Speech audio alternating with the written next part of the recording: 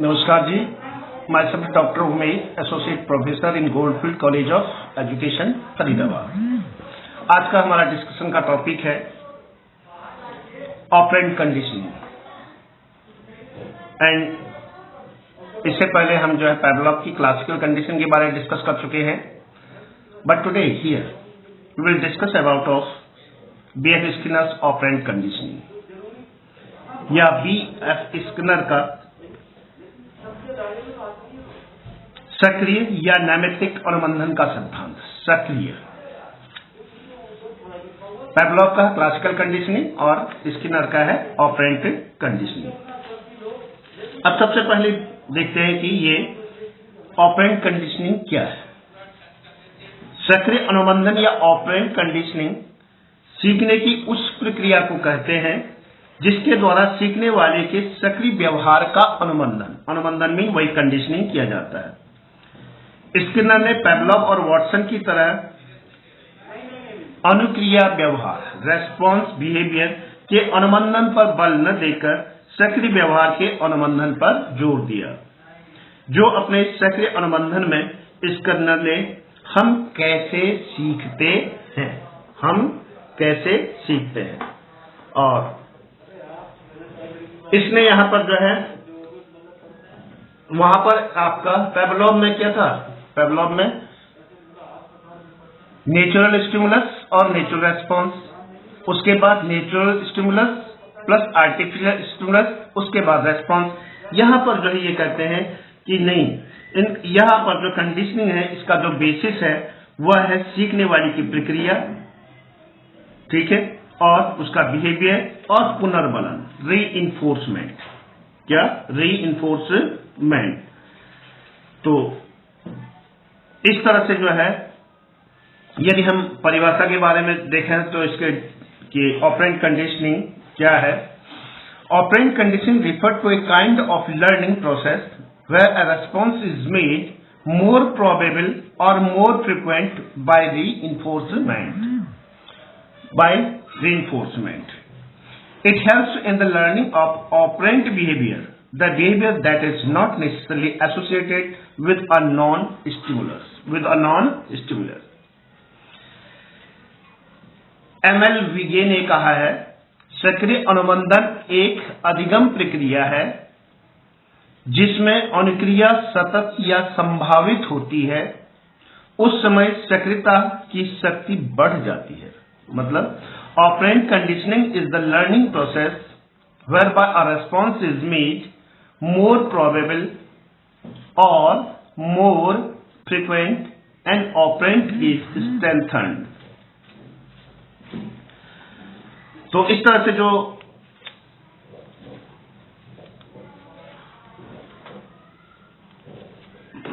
हमारा स्किनर की जो प्रक्रिया है ऑपरेंट कंडीशनिंग में, और हिंदी में उसका एक दूसरा वर्ड भी है, सक्रिय अनुबंधन की जगह नैमित्तिक अनुबंधन भी इसका प्रयोग किया गया है। हिलगार्ड और मार्किस 1940 ने ऑपरेंट कंडीशनिंग का सक्रिय अनुबंधन और प्राचीन अनुबंधन that is instrumental and classical conditioning की शब्दावली का प्रयोग किया है। रेथस 1986 ने कहा कि सक्रिय अनुबंधन ऑपरेंट कंडीशनिंग को हम इंस्ट्रूमेंटल कंडीशनिंग भी कहा जा सकता है। वुडवर्थ ने सक्रिय अनुबंधन ऑपरेंट कंडीशनिंग को नैमित्तिक अनुबंधन भी कहा गया है। डॉक्टर एमेटो 1970 का कहना है कि नैमित्तिक अनुबंधन वह कोई भी सीखना है जिसमें अनुक्रिया अवलंबित पुनर्बलन पर आधारित हो तथा जिसमें प्रयोगात्मक रूप से परिभाषित विकल्पों का चयन शामिल न हो। Instrumental conditioning is any learning based और response contingent reinforcement that does not involve choice among experimentally defined alternatives. जो हमारा ऑपरेंट कंडीशनिंग है, another name is instrumental conditioning. इसकी जो विशेषताएं इस तरह से हैं।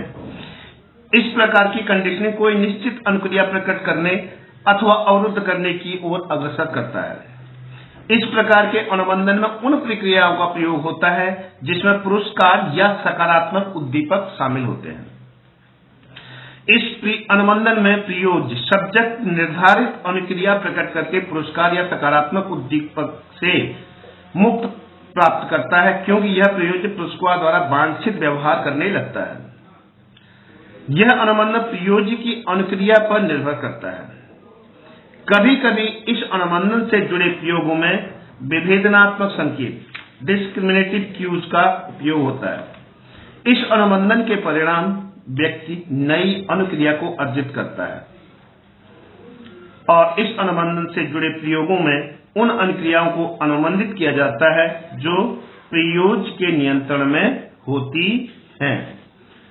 तो कहने का तात्पर्य यह है कि जो इसकी विशेषताओं में यहां पर जो मेन है दैट इज एक तो रीइंफोर्सर और दूसरा रीइंफोर्समेंट। और जो रीइंफोर्सर निगेटिव रीइंफोर्सर्स में आपका पनिशमेंट हो गया और पॉजिटिव रीइंफोर्समेंट में आपके रिवार्ड हो गया। तो दोनों दो चीजें इसमें मेन है। तो यदि हम जो है शेड्यूल देखें रीइंफोर्समेंट का, तो उसमें continuous reinforcement schedule, fix interval reinforcement schedule, fix ratio reinforcement schedule और वेरिएबल रीइंफोर्समेंट शेड्यूल। इस तरह से जो है जो इसमें रीइंफोर्समेंट है उसका बहुत बड़ा रोल है। रीइंफोर्समेंट। अब चलते हैं कि स्किनर ने जो अपना ये ऑपरेंट कंडीशन दिया, उसके लिए उन्होंने जानवरों पर, एनिमल्स पर अपने प्रयोग किए, चूहे पर, कबूतर पर। तो यहां पर एक छोटा सा जो है उनके एक एक्सपेरिमेंट की बात करते हैं। स्किनर ने एक छोटा सा एक बॉक्स बनाया जिसे स्किनर बॉक्स का नाम दिया और उस स्किनर बॉक्स के अंदर उसने एक पिजन को रख दिया, एक कबूतर को रख दिया और बॉक्स के ऊपर एक छोटा सा छेद और उसके अंदर कुछ ग्रेन्स या अनाज रख दिए। जो ही पिजन वहां पर रहता था तो पिजन अंदर है, उसको भूख लगेगी। भूख लगने के लिए उसने देखा ऊपर अनाज है, उसने अपनी बीक मारी। जब जो ही बीक अपनी ऊपर बीक चोंच ऊपर मारी और एक टक से आवाज आई और एक दाना अनाज का वहां से आ गया। वह दाना उसने खा लिया। क्यों खाया? अपनी भूख को मिटाने के लिए। ठीक है। और रीइंफोर्समेंट क्या था यहां पर? क्योंकि ऊपर से जो दाना आया उससे उसकी जो है भूख मिटी। तो इस तरह से उसने अपना एक प्रयोग किया और यह क्या था सारा एक रैंडम मूवमेंट है। उसको ये पता नहीं कि जरूरी आएगा है, लेकिन रैंडम है। लेकिन रैंडम के साथ साथ जो है वो बीक मारता था और उसको जो है वो अपना मिल जाता था, भोजन मिल जाता था। तो इस तरह से हम देखते हैं जो हमारा ऑपरेंट कंडीशनिंग है, इसके अगर हम बात करें इसके बेसिस की कि यह किस आधार पर है, तो उसमें ऑपरेंट बिहेवियर एंड रीइंफोर्समेंट, यह हमें ध्यान रखना है कि यह हमारा क्रिया प्रसूत व्यवहार एवं पुनर्बलन, मतलब ऑपरेंट बिहेवियर और रीइंफोर्समेंट सीखने के कार्य में पुनर्बलन द्वारा भरपूर सहायता मिलती है। व्यवहार अथवा अनुक्रिया के घटने के पश्चात उसे पुनर्बलन प्रदान करने से तात्पर्य कुछ इस प्रकार के आयोजन से जिसके द्वारा उस प्रकार की अनुक्रिया अथवा व्यवहार के पुनः घटित होने की संभावना को बढ़ा देता है। और हमने अभी कहा कि दो तरह के आपके यहाँ पर रीइंफोर्समेंट है, पॉजिटिव रीइंफोर्समेंट और निगेटिव रीइंफोर्समेंट। पॉजिटिव रीइंफोर्समेंट में जैसे भोजन है, पानी है, ठीक है, मान सम्मान है, प्रशंसा है, सामाजिक स्वीकृति है, ये सब पॉजिटिव रीइंफोर्समेंट। निगेटिव रीइंफोर्समेंट हमें पता है, ठीक है, जैसे डरावनी आवाज है, अपमान है, डांटना है, ठीक है, ये सब जो है निगेटिव रीइंफोर्समेंट है।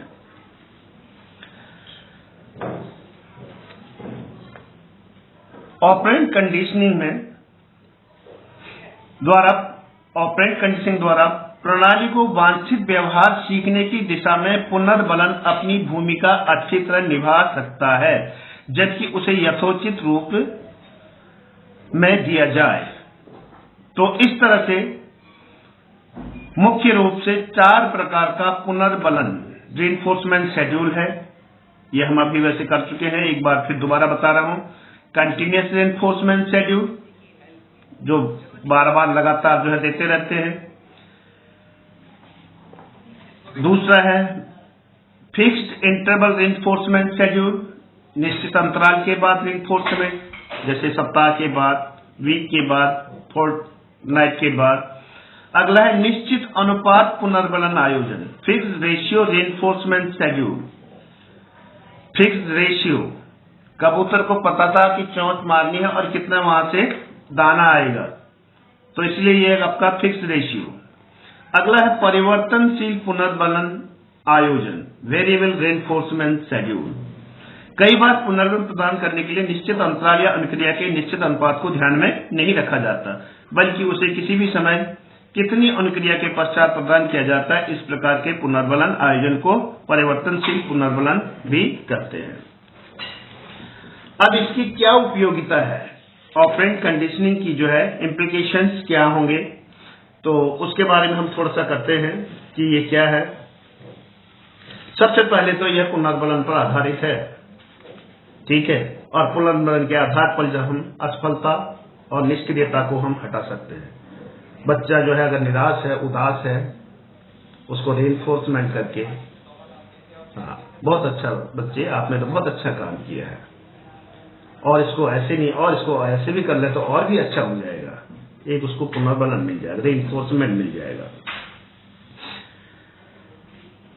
ऑपरेंट कंडीशनिंग का उपयोग व्यवहार परिमार्जन या व्यवहार में संशोधन के कार्य में बहुत अच्छी तरह किया जा सकता है। चेंज ऑफ द बिहेवियर बहुत अच्छी तरह से जो है, क्योंकि अगर बच्चे को हम पुनर्बलन दे रहे हैं, रीइंफोर्समेंट दे रहे हैं, तो बच्चा अपने व्यवहार में धीरे धीरे परिवर्तन आएगा, और एक समय ऐसा आएगा उसका व्यवहार में काफी चेंजेस आ जाएगा। ऑपरेंट कंडीशनिंग कार्य की सफलता के लिए मोटिवेशन के रूप में एक बहुत अच्छा सोर्स है, मोटिवेशन के रूप में, क्योंकि मोटिवेटेड होकर के ही बच्चा जो है आगे अच्छी तरह से उस काम को या अपने काम को या लर्निंग को अच्छी तरह से कर पाएगा। व्यक्तित्व के समुचित विकास के लिए ऑपरेंट कंडीशनिंग सिद्धांत का अच्छी तरह उपयोग किया जा सकता है, बहुत अच्छी तरह से। अब स्किनर के हिसाब से, किसके? स्किनर के अनुसार हम अपने आप में वही होते हैं जिसके लिए हमें प्रोत्साहित या पुरस्कृत किया जाता है, जिसे हम व्यक्तित्व कहते हैं, और वह और कुछ नहीं बल्कि समय समय पर प्राप्त उन पुनर्बलनों का परिणाम है। पुनर्बलन रीइंफोर्समेंट का रिजल्ट है, जिससे हम और हमारा व्यवहार एक निश्चित सांचे में ढल जाता है। उदाहरण के लिए, एक अंग्रेज बच्चा छोटी आयु में ही अंग्रेजी अच्छी तरह बोलना इसलिए सीख जाता है क्योंकि जब पहली बार उसने अंग्रेजी भाषा जैसे ध्वनियां निकाली होंगी तो उसके प्रयत्नों को पूरा प्रोत्साहन मिला होगा। अगर यही बच्चा किसी जापानी या रूसी परिवार में पैदा होता तो फिर अंग्रेजी का स्थान जापानी या रूसी भाषा ने ले लिया होता, क्योंकि इस अवस्था में उसे वैसा प्रयास करने पर अपने परिवेश द्वारा पुनर्बलन या प्रोत्साहन मिलता है। ये स्किनर के अपने शब्द हैं। तो ऑपरेंट कंडीशनिंग के अनुसार अधिगम में अधिक से अधिक सफलता तब मिल सकती है जब सीखने की सामग्री को इस तरह आयोजित किया जाए कि सीखने वाले को अधिक से अधिक सफलता और कम से कम असफलता हो। सही अनुक्रिया अथवा उत्तरों के लिए उसे तेजी से रीइंफोर्समेंट मिले। सीखने वाले को स्वयं उसकी अपनी गति के हिसाब से सीखने का अवसर मिले। तो इस तरह से जो है यदि हम देखें तो ऑपरेंट कंडीशनिंग की जो उपयोगिता में हो गया,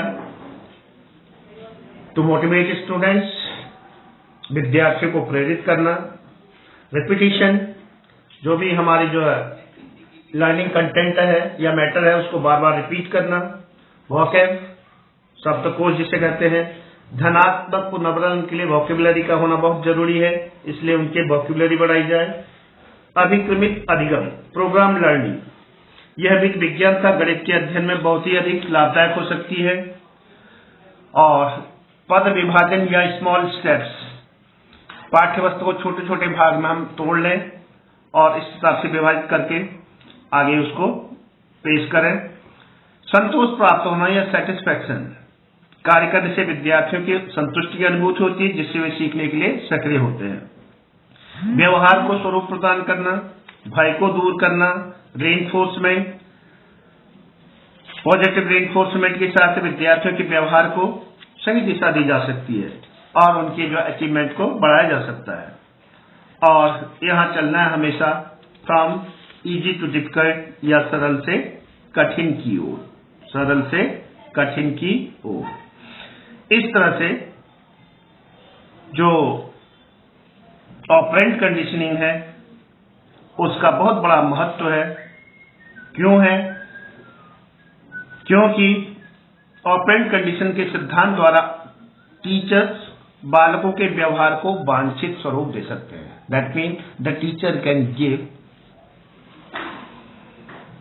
जो भी जो है एक टीचर अपने बच्चों को जैसा वो व्यवहार चाहता है उस व्यवहार के हिसाब से उनको वह दे सकता है, क्योंकि इस कार्य के लिए अध्यापक को स्टिमुलस को नियंत्रित करना पड़ता है।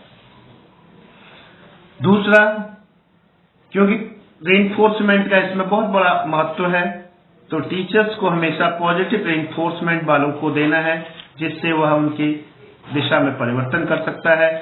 नेगेटिव रेनफोर्समेंट जैसे पनिशमेंट, दंड, जो भी है, इस तरह का प्रयोग नहीं करना है, बल्कि जो है पॉजिटिव रेनफोर्समेंट, शाबाशी देना, एक्सीलेंट देना, गुड देना, ये सारी चीजें इसके अंतर्गत है। टीचर को चाहिए कि वह विद्यार्थियों को उनके प्रयासों के परिणाम का ज्ञान करा दे। ऐसा करने से विद्यार्थी अपने कार्य में अधिक से अधिक प्रगति करेंगे।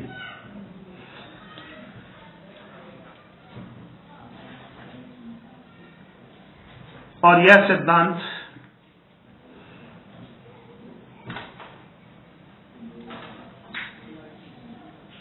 बच्चों में उनके वोकेबुलरी को बढ़ाने में भी सहायक है। स्किनर के इस ऑपरेंट कंडीशनिंग की सहायता से जो कॉम्प्लेक्स और जो मानसिक रोगी हैं उनको भी जो है प्रशिक्षित या ट्रेन किया जा सकता है। That's all for this operant conditioning. अगला हमारा रहेगा what is difference between classical conditioning and operant conditioning. Thank you very much.